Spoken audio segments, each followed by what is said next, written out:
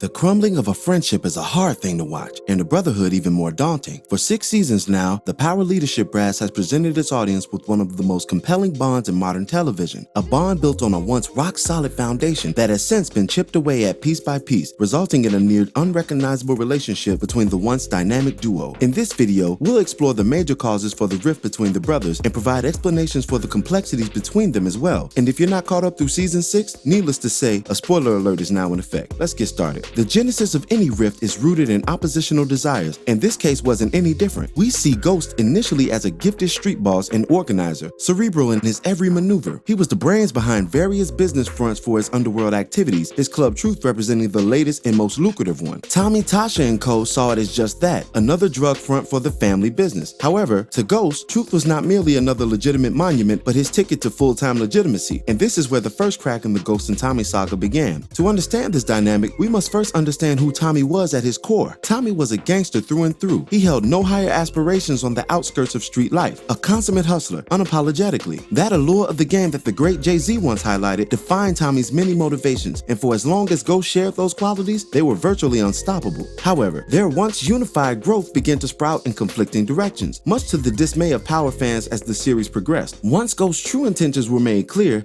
his subsequent actions grew increasingly self-serving, only widening the gap between he and his partner.